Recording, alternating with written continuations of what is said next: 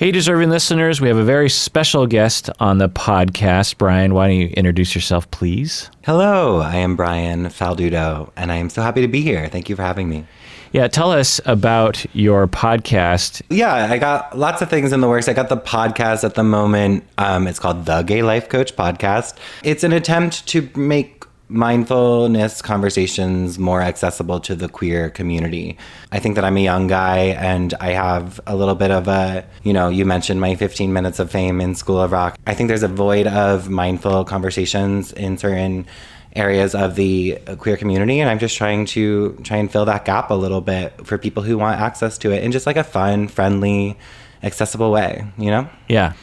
So my one question about your 15 minutes of fame was, what is Jack Black like behind the scenes? He's everything you'd expect, honestly. He's so much fun. He's so clever. He's talented. He's you might be surprised to know he's very professional, actually. He's very he has like a great work ethic. I don't know how he cultivates so much energy all the time, but it's pretty authentic and it's always there. And he's also just like massively kind. The movie has been out for 17 years now, and he's still like very much in touch with all of us, funding projects and like checking in on people. And yeah, I just don't know of many celebrities that care that much or like make that sort of effort. So he's a very special human. Well, that's great. Yeah. We also have Colin on the podcast who is going to be reading some of the listeners' questions. Colin, why don't you introduce yourself, please? Well, I'm Colin Miller, and I live in Texas. I work with both of these gentlemen, Kirk and Brian, in the Gay Men's Mindfulness Collective and Psychology in Seattle, respectively. So start us off, Colin, with a question for Brian. So we've got questions for Brian and Kirk, and then we've got questions specifically for Brian. So I'll scroll down to my nerdy highlighted in yellow question for Brian. So this is from more deserving listeners. So for anybody, that isn't a patron of the Psychology in Seattle podcast, there are different levels. You can go to the website and do that there. So anyway, this person is a more deserving listener, Tom Cat, from the wonderful Discord, which you can also join. Just plugging everything at the beginning here. A lot of great conversations going on the Discord. Anyway, he asks, I have a question for Brian, but I'm not sure how to word it in a way that doesn't sound offensive. I'm a trans guy who transitioned at 30, and I'm mainly into women. Earlier in life, I identified as a mostly gay woman when I was female presenting. I have had a number of pretty atrocious dating and friendship experiences in the LGBTQIA community, especially after I came out as trans. I am interested in whether other people can relate.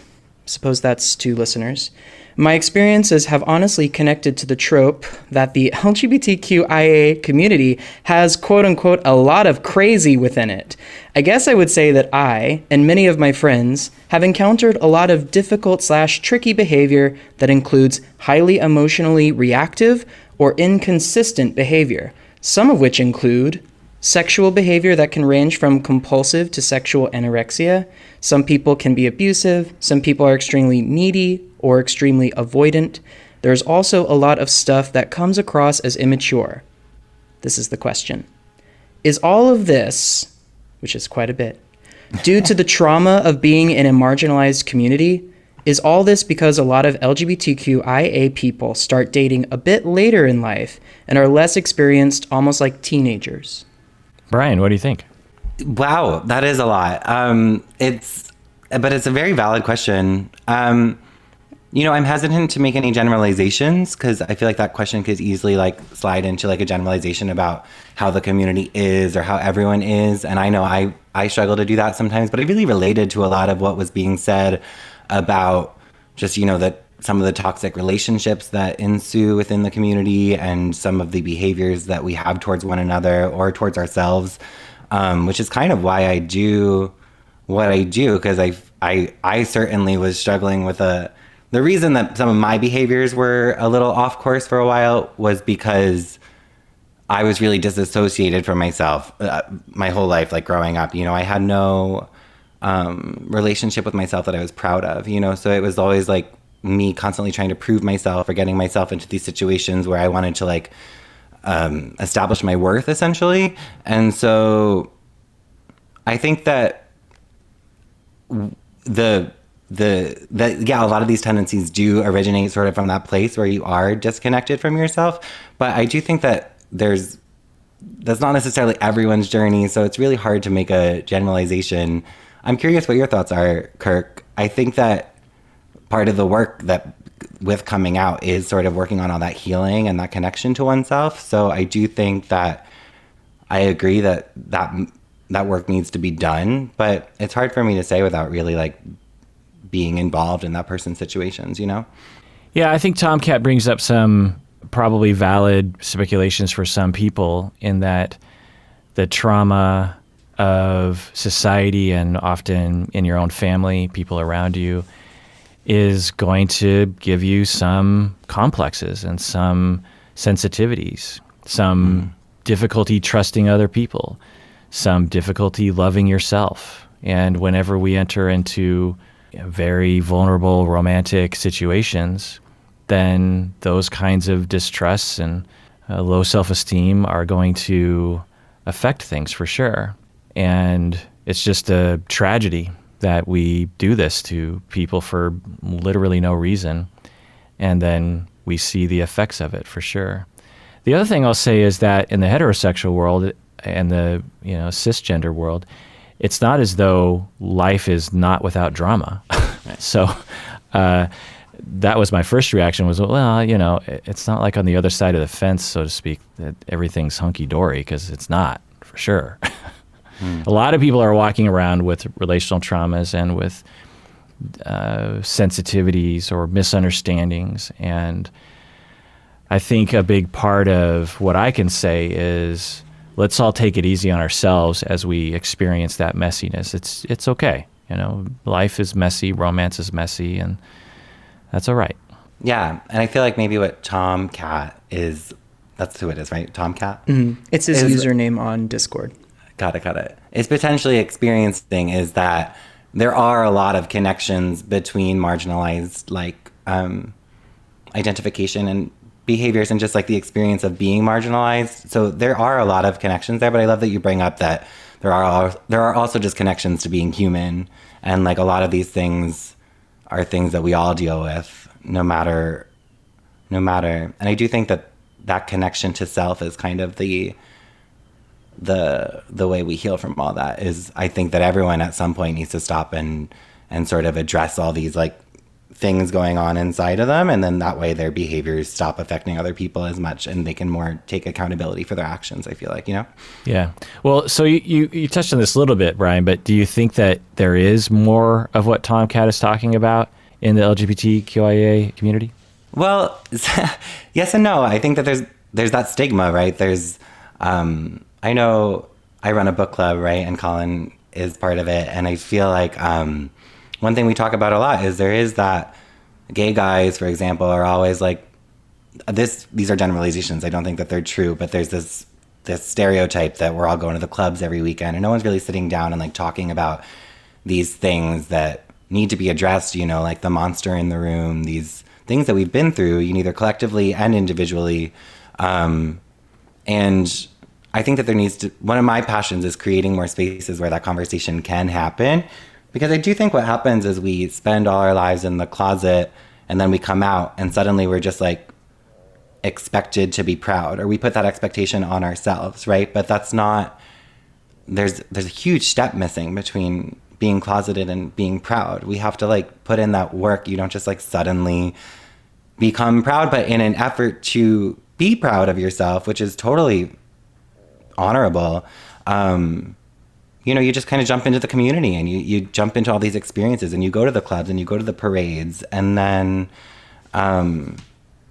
before you know it, you're just separated from yourself in a different way because you're identifying with a new idea of being gay, I feel like, whereas you haven't really taken the time to actually figure out what it is that is you, which is multifaceted, of course, which is why it's hard to like pinpoint any of these issues. But I feel like that's the work, is sort of like And so even for Tomcat, if this is something they're experiencing from people in the community, I do think the answer still to what they're experiencing actually still does lie within their perspective of themselves and their perspective of the community. And I think that they have a lot more power in all of this than they think they do. It's not necessarily like I'm screwed because this is the way the community is. I think that there's, there's inner work that they can do to sort of just feel better about it all, honestly, and create options for themselves, which Cool. again, I would need to talk to them more about before knowing. I think you addressed it pretty well. Colin, Cool. what about another question?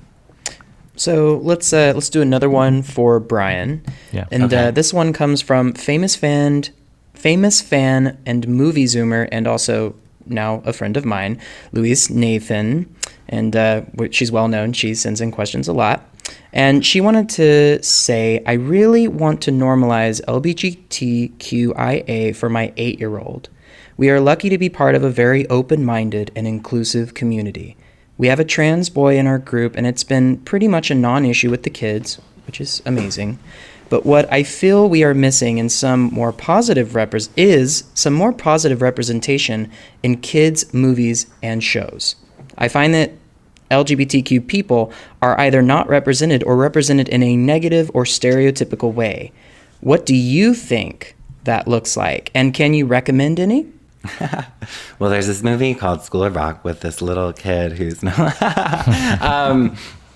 yeah, I mean, I think representation matters, to put it as simply, but I think that statement, you hear it so many times you kind of forget how important it is, but it does, as someone who did play a very sassy, effeminate character on screen when I was younger, I still refrain from calling the character gay because I didn't even know what gay meant at the time, so I don't think that I want to throw this label onto this kid, right? But everyone calls me the gay kid from School of Rock, and it's whatever.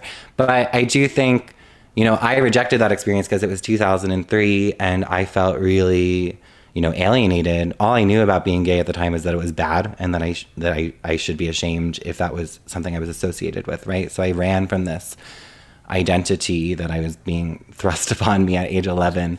And but on the flip side of that, so many kids who had never seen like a sassy Liza Minnelli loving kid on screen, really related to my character because that was them too. They were at home and they were like into theater and they were into fashion. And so I think that I'm a testament to not even knowing the power of representation, but just by being myself on screen, all these kids somewhere were like, oh, wow, there's someone out there like me, which just, that can be life-saving. I work in crisis intervention, and half of that work is just validation. It's just letting someone know that they are seen, heard, and validated, which can be really important to establishing that they're not alone and helpless and that they have no worth, Yeah, absolutely. I think that it sounds like they're doing what they want to do just by creating a validating space. Yeah. Of what I know about her, I would say that is probably the case. She's a wonderful person. So this question is for Brian and Kirk from Piss fan and member of the Gay Men's Mindfulness Collective, Patrick Marshall. He's in both camps. So his question is, can you talk a little bit about toxic masculinity in general and the different attachment styles that gay men can exhibit? Brian, go for it. I mean, that's also a big topic, but I think that the solution is vulnerability, just like showing up as we are and owning feelings, right? So I don't want to jump to the solution, but I feel like we're in a day and age where the word toxic masculinity is finally out there enough that people are aware that it's an issue. I don't know if everyone is, but that's certainly not. But I do think, I think that the solution for it is showing up vulnerably. I have so many feelings, so I don't really feel like I have, I can't relate too much to the not showing up without my feelings. I'm always bringing them to the table. I'm curious what you think, Kirk. Well, what was the question, Colin, about toxic masculinity? It was really more open-ended. Can you talk about toxic masculinity? I assume this is something that they just would like to be discussed for a short time. So in my pocket, masculinity is not as toxic. And so I forget sometimes how just right across the street or people that I don't talk to very much have very much not been exposed to the ideas of evaluating the good side and the bad side of masculinity. And I was just talking to someone last night, and although a lot of the markers culturally, I thought that they were very much like me, I was realizing as they were talking about what men were and what women were, that he had a very rigid view that I just don't share about what men are, and that men are just born this certain way, which the data doesn't show.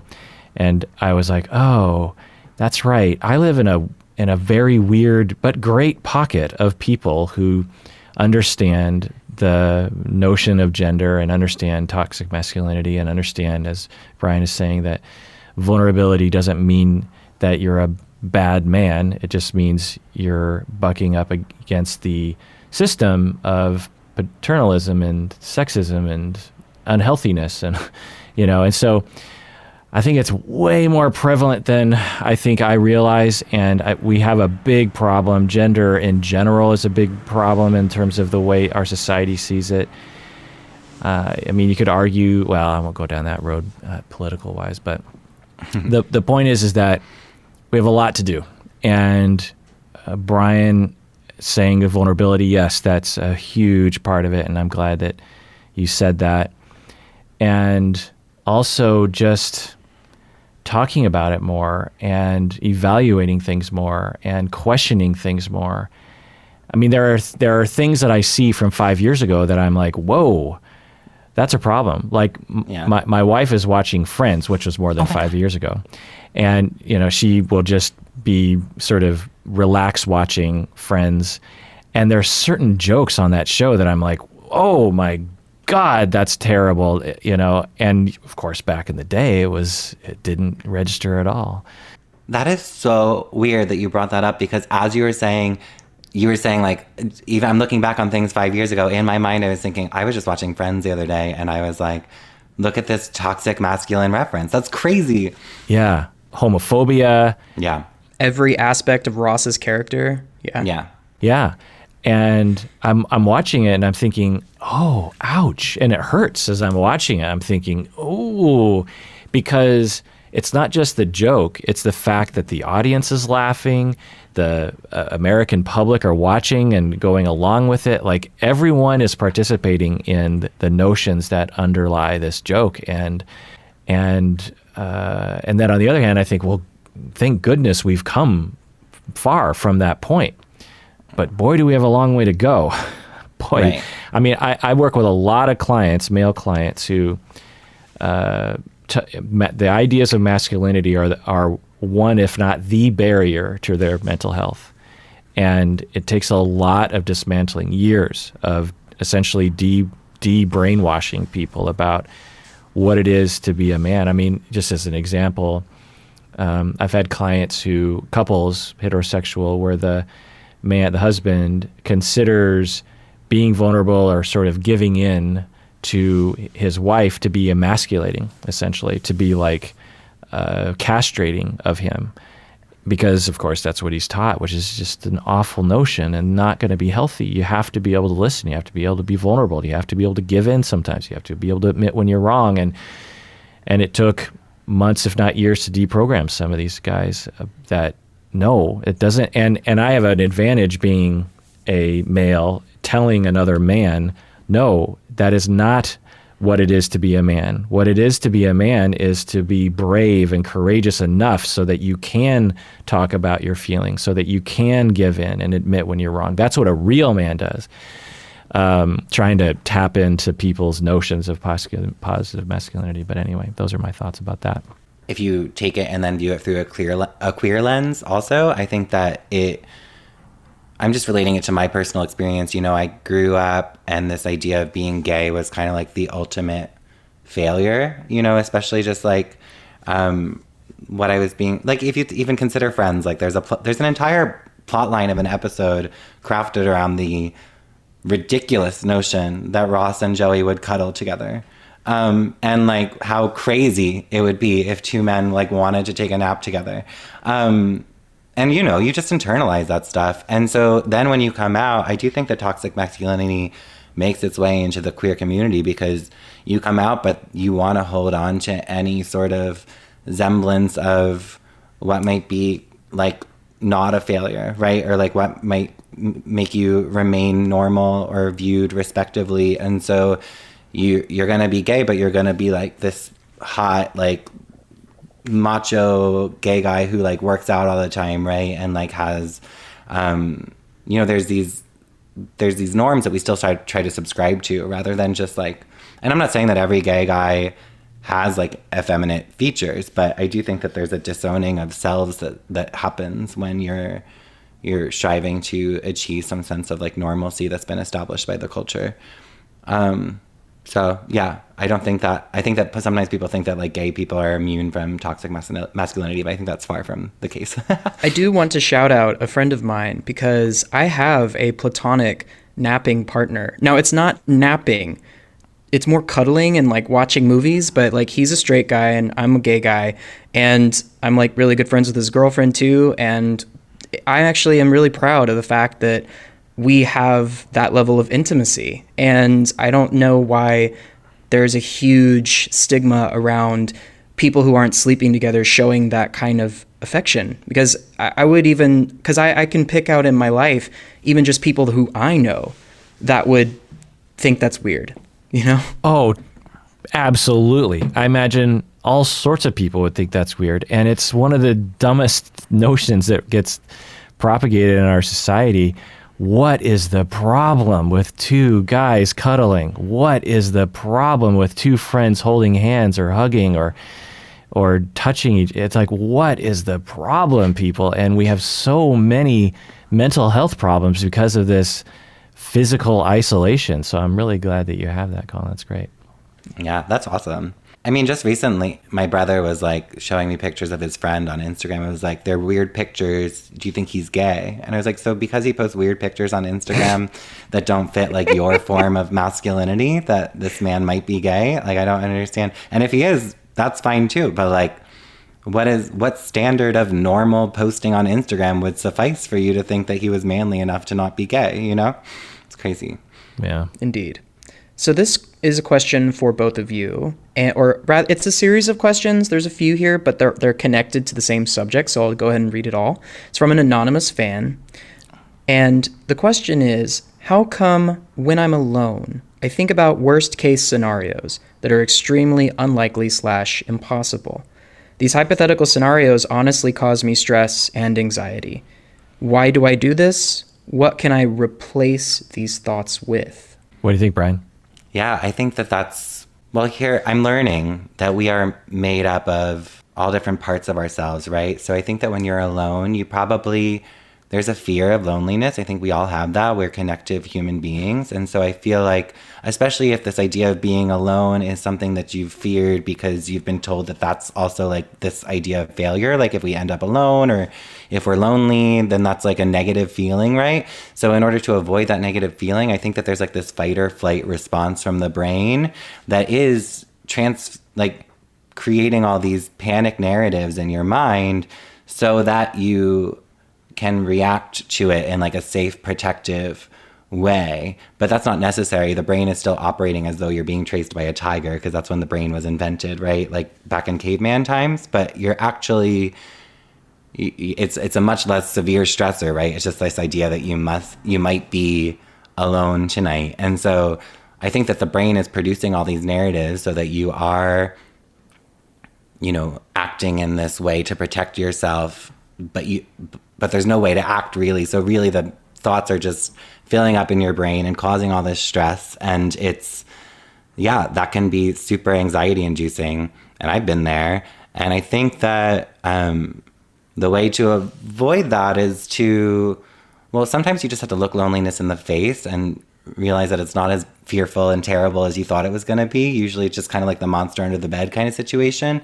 And then there's also a bunch of things you can do to cultivate positive narratives to get through those moments, such as like, there's like a ton of self-care options, but if like listening to music is something that kind of makes you feel seen and heard, then that's like a way to avoid like this feeling of loneliness, right? Or you can journal and put your thoughts down. I think that if any of these thoughts are circulating in your mind that are causing you stress, and then you write them down and look at them, they suddenly lose a little bit of power, right?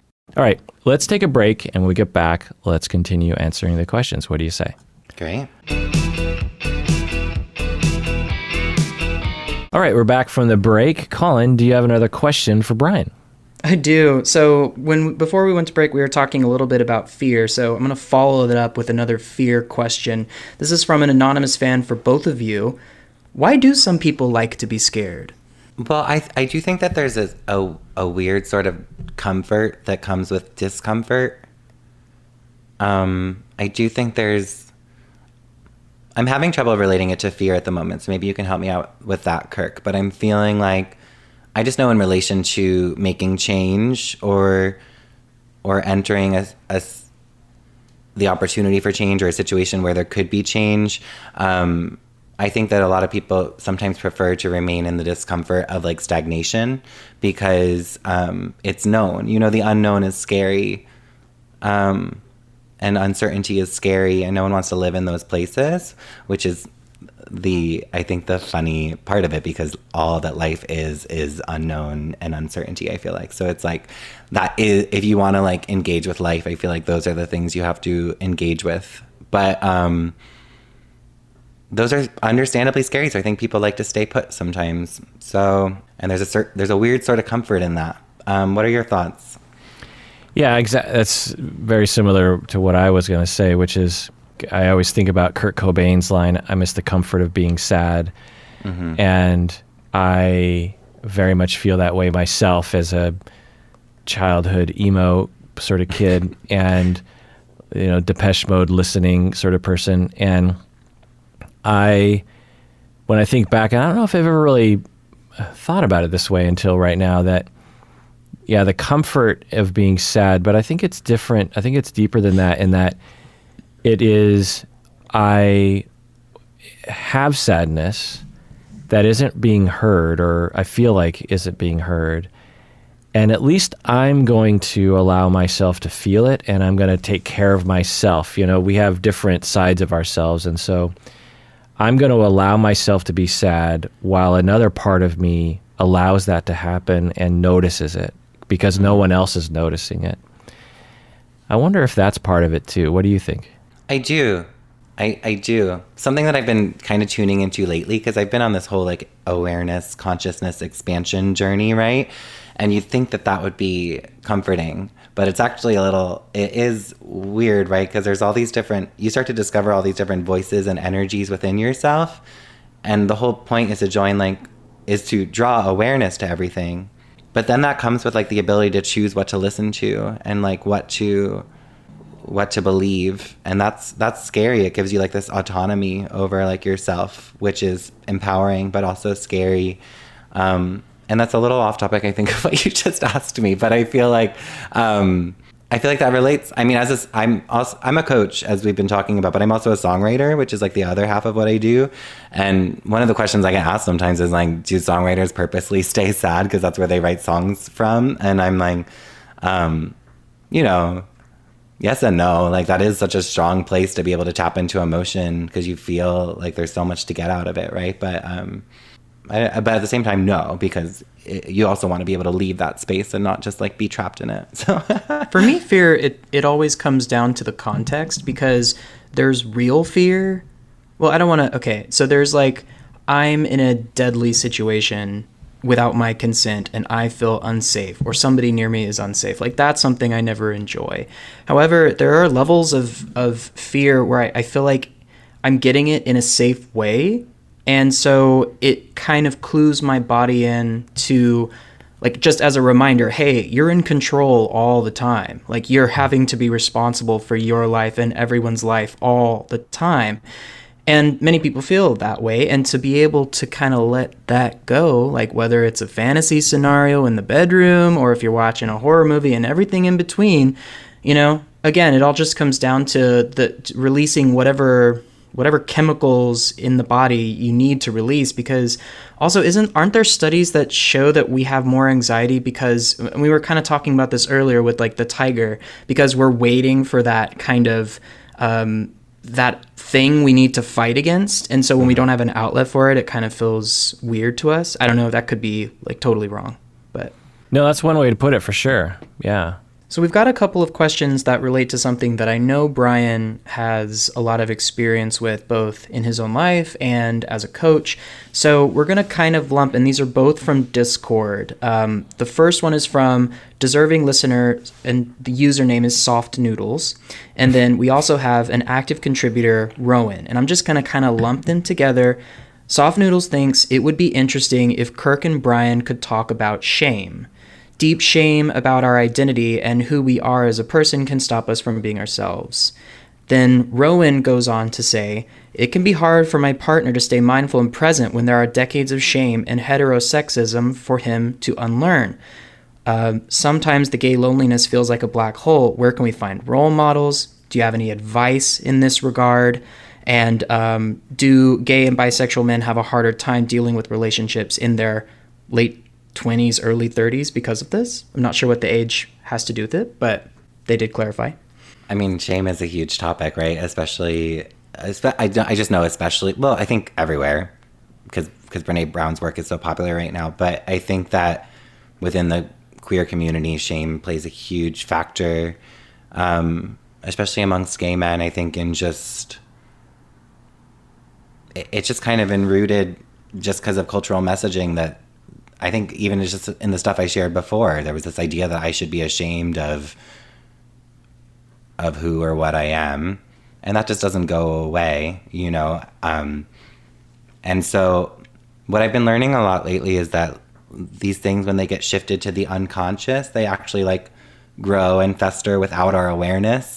And so I think one of the things that maybe happens when we come out of the closet and we just suddenly become prideful is we just take all that shame and we just shift it to the unconscious. And then it's creating all these like things that we're doing that we're not really aware that shame is the motivator. We're constantly trying to prove ourselves or receive validation. And, you know, it leads to a lot of like self-sabotaging behavior. Because another thing that happens is we want to, at our core, we kind of start to want, it's like the self-fulfilling prophecy where we want to like prove to ourselves that we are as worthless as we were told growing up, because that's the discomfort that we grew up with. And so there's a certain familiarity with it. And we create these scenarios, I think, often where we're putting ourselves back into that place, or at least proving our lack of worth by either going into a relationship with someone who we know is not going to reciprocate our feelings, or that's the only example I could think of. Or like, there's a lot of like addictions that people talk about within the queer community, things that just kind of like reestablish that view of ourselves that we grew up with, rather than doing the work of like total self-embracing acceptance, which would be the healer to shame. One thing I've been warning about lately, though, because I made this mistake, is when I recognized that shame was kind of like the root of everything, I was like, well, I'm going to be the most shameless person there ever was. I'm very type A about like solving solutions like that. And that's also not the thing to do either, because shame does have a valid role. There's healthy shame in our lives. And I think that it's about making friends with the shame voice inside of you, rather than kind of trying to suppress it. Because again, the things that we resist persist. So I think that if we shove that aside, we're going to actually give it more power. So it's about finding this weird relationship with this part of you that feels unworthy, and then cultivating language that can feel more empowered, you know? Yeah, 100%. Yeah, I don't think I have anything to add to that. That makes a lot of sense to me. Next question is from an anonymous patron from the Facebook fan page.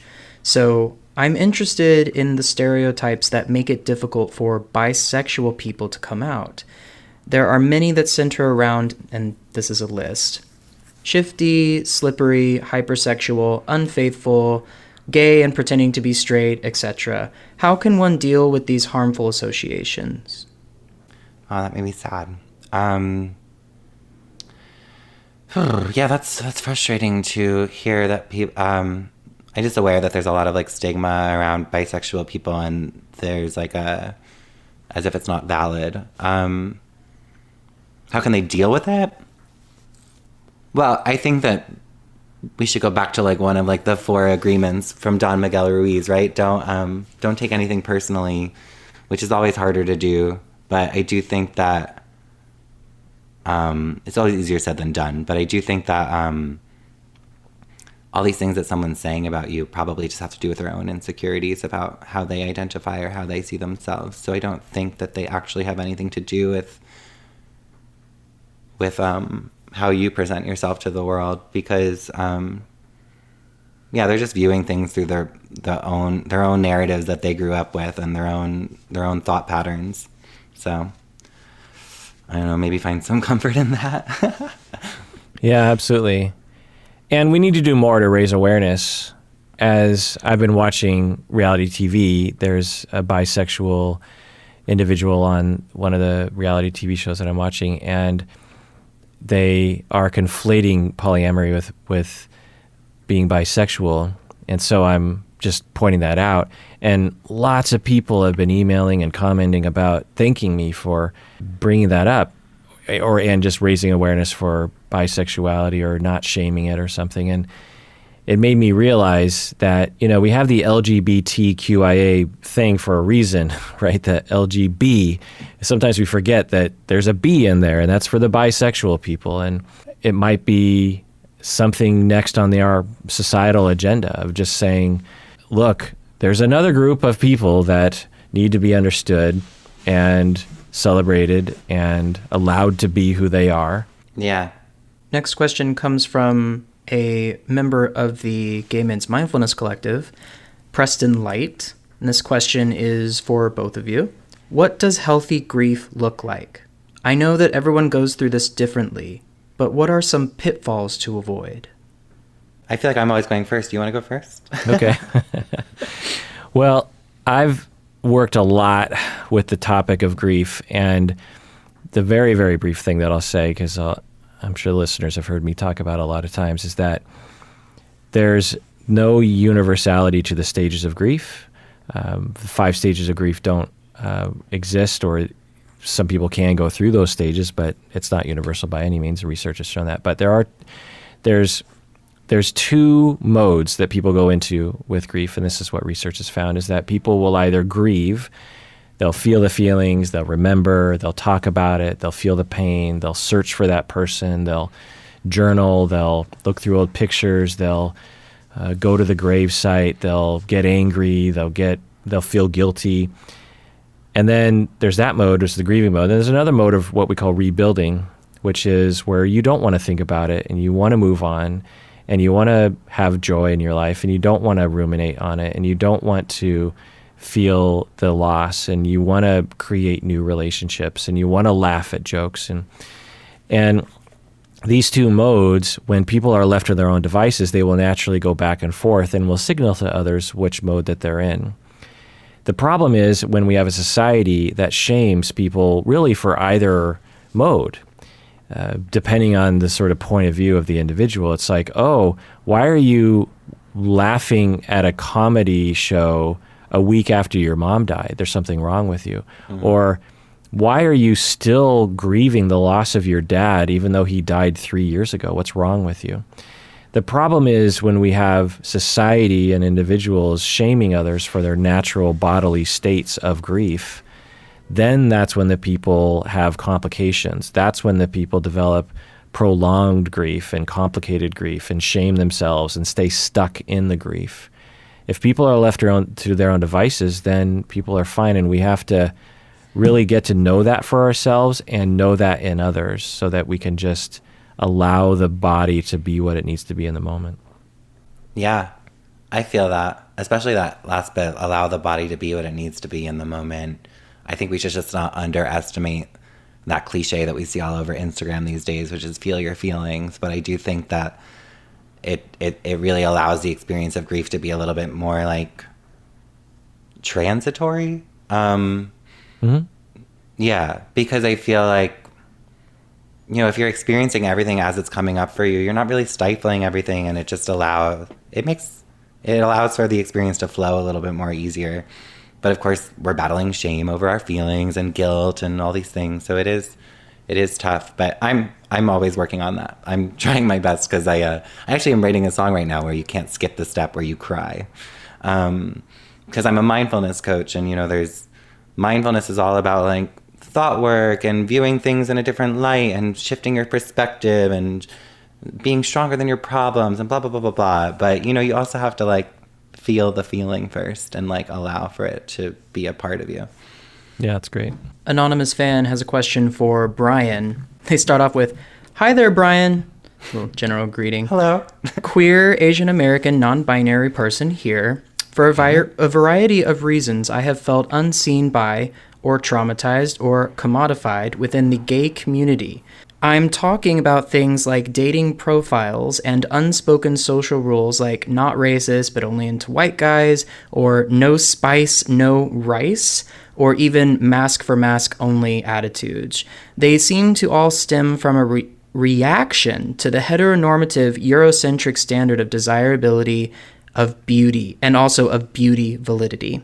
And they go on to talk about how even bare subculture has those issues. But the questions become, what perspectives have you picked up on from your journey, and what words of wisdom do you have for queers, both white and POC alike? And of course, POC, people of color. I didn't mean to mansplain you. I'm sure you know what that means. Yeah. I mean, I think they're totally valid in like drawing that conclusion that this is a cultural issue that they're receiving an effect from. I think that that's totally fair. I would say, it's a complicated topic for sure. I recently guested on a podcast called Disability After Dark, and I had this beautiful conversation about like ableism within the community. I think that can kind of be applied here, similarly to what you were saying about bisexual persons. I think that that's where representation and awareness and conversation are so important. I think that we're all so caught up in our own narratives, which is a result of a lack of awareness and just sort of trying to survive, that we're not really creating this space. There's a Harriet Lerner quote that is, if we could only listen with the same passion we have for being heard. And I think that there is kind of like this survival tribe mentality to being gay. You grow up being acutely aware of your surroundings to protect yourself, and then you come out of the closet and you continue sort of living in that way.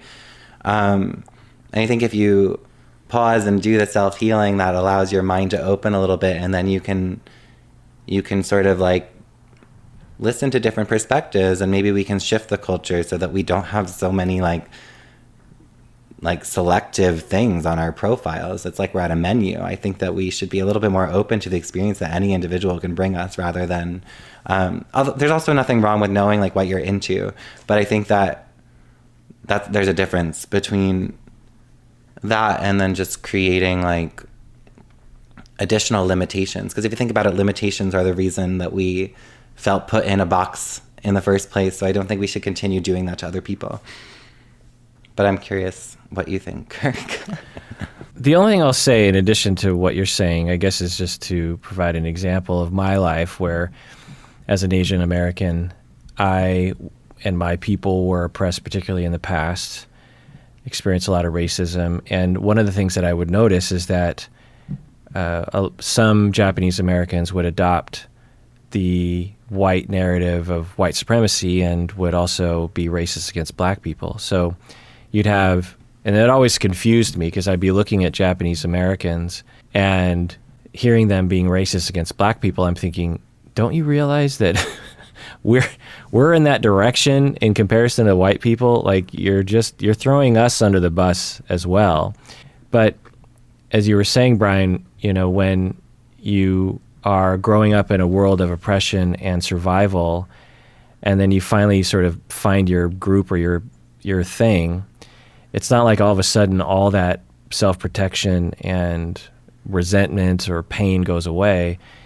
It's got to come out somehow, and there's just a lifetime of healing from the tragedy that needs to happen, and the tragedy is going to manifest in a lot of ways, and it can manifest in being unfair to other groups.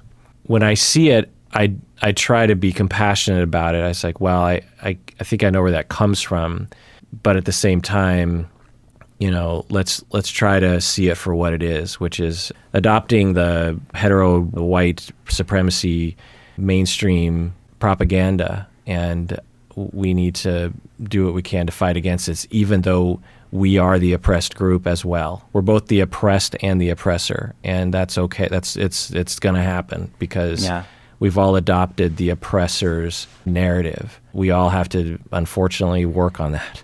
Yeah. Unfortunately, that low view of yourself causes you to view others as inferior as well, because that low self-esteem sort of correlates in that way, which is just honestly a sign that you have low self-esteem. So if you're viewing people in a negative way, you should probably look back at yourself. Yeah, I like that. Yeah. So this one is for Kirk, and it comes from Gay Men Self-Care Book Club member, who's actually in the book club, Howard Barnett. He's a wonderful man, and there's a little story here, so I'll just tell it. It's kind of a beautiful story, so I want to tell all of it. So I'm a 37-year-old man, gay man, who was closeted until the age of 34. I was married for almost 14 years and have a 13-year-old son. His mother and I had an extremely amicable divorce. We share 50-50 custody and retain a healthy, communicative, co-parenting relationship. In December, with my ex-wife's approval and to the delight of our son, I moved in with my boyfriend. My boyfriend is also my age, but has been out since he was 19. He's had a previous long-term healthy relationship with a man, and they got married. He and his ex-husband discussed having children, and he's always wanted to be a father. However, this is his first experience having a child in his care. I trust my boyfriend implicitly and know he only has my son's best interests at heart. My son has truly opened his heart to him and currently hero worships him. Thought that was funny. Their relationship truly fills up my heart, and I couldn't be happier that my son has two strong and involved father figures. However, it was like a long build up to a but. Yeah. There are times where I have had to pull the dad card and remind him that he has only known my child for a short time. My son is a wonderful kid and has rarely gotten in trouble. However, sometimes he can be lazy, especially now that he's a teenager, and often careless, especially with other people's feelings. I don't want my boyfriend to always have to be the good guy, and he doesn't want to be that either. But there have been times where I have to tell him to let me handle the situation as my son's father. I would like to know where I should draw the line as a partner and a father. What is the correct way to approach my boyfriend when I need him to take a step back? Common issue in step families, if not universal. There's always tension around what role the step parent is going to take, and there's pros and cons on either side. If you pull back too far, then you're not involved enough, and if you involve yourself too much, then you can cause some issues. Of course, I don't know with this family what's happening, but the first recommendation I would say is a family therapist to help the parents to figure out what they want to do together, the father and the stepfather, and how they want to work out the arrangement. Because it's possible that the person emailing in, if we were to assess the situation, it's possible that they are actually in the wrong, because the step partner is perhaps in the right to say, like, look, this kid is not cleaning up after himself in the bathroom, and his biological father doesn't do anything about it, and I'm not going to stand for that crap, literally, and so he's got to clean up the bathroom. We might be like, well, that sounds reasonable. So it's hard to know where the line is, but the key always is having all the parents have an agreement prior to heading into a parenting situation, such that everyone knows that they're not pissing off the other parent. And there's a lot of flexibility there. So I think it's just a lot of conversation. And in some ways, what I'll say to the person emailing in is, it sounds like you have a great partner, a great relationship, a great kid.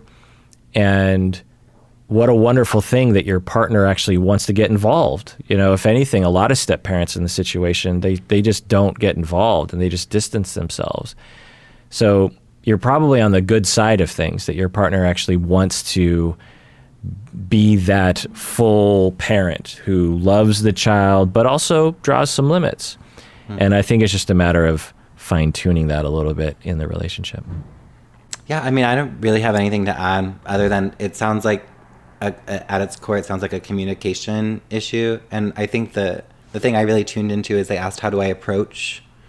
Which always feels a little bit like as if they're going to try and control the other person's reaction to what they have to share, or expect some sort of reaction from them that's going to like allow for healing on their end, which kind of means that they're either not ready to share or that they're trying to like tweak the outcome of their share. So I think that I do think it's like a communication situation that could probably be aided by a therapist, but it's also just like, sometimes it's good to just like put it out there, you know, in the most honest way possible. And they might get a more honest answer that way.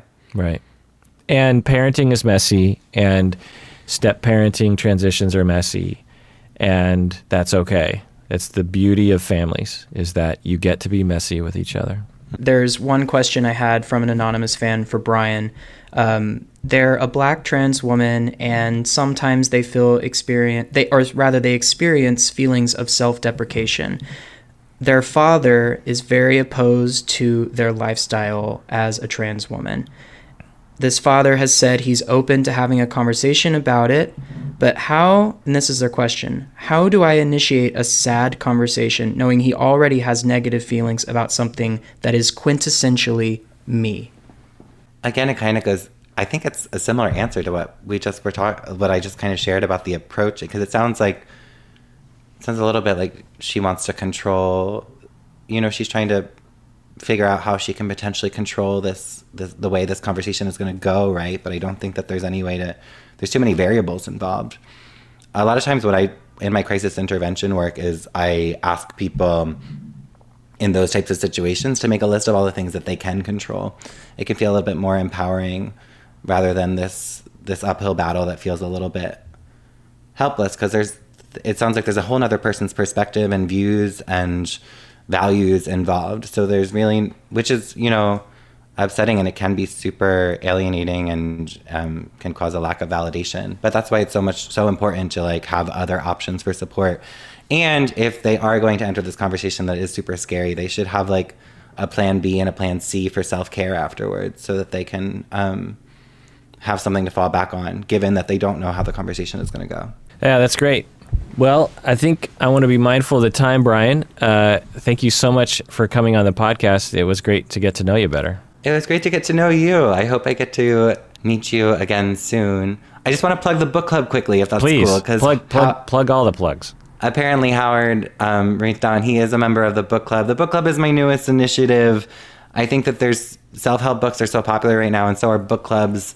And I just tried to combine those two ideas. It's a self-help book club for gay men. A lot of the self-help genres out there do not address our community specifically, or they talk as if the queer lens does not exist. So we are having conversation where we're taking self-help topics and we're dissecting it in a way that is meaningful to us. And it's we're only on book 2, and it is a really magical experience. I think everyone's really bringing their honesty and authenticity to the table, and it's just a great way to connect with each other. So how do people find that? So they go to the Gay Men's Mindfulness Collective on Facebook, and then the events will be listed there. There's other programming too, but the book club is so the one that's kind of in the works so much so far, and it's real fun. Colin's in part of it too. Of course, yes, I am. I love it. Brian's a wonderful person, and I've had a great experience. Every aspect of the book club is wonderful because, yes, the content is great and you learn a lot, but also I have been starved for real social interaction. I have my quarantine little group that I get to hang out with. Very thankful I get to see my family, but meeting new people is something I have been longing for in this damn epidemic.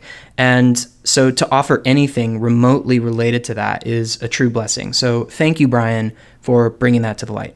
And thank the two of you for coming on the podcast. And everyone out there, please take care of yourself. Brian, why should people take care of themselves? The answer that came up for me is because who else is gonna? You got to take care of yourself.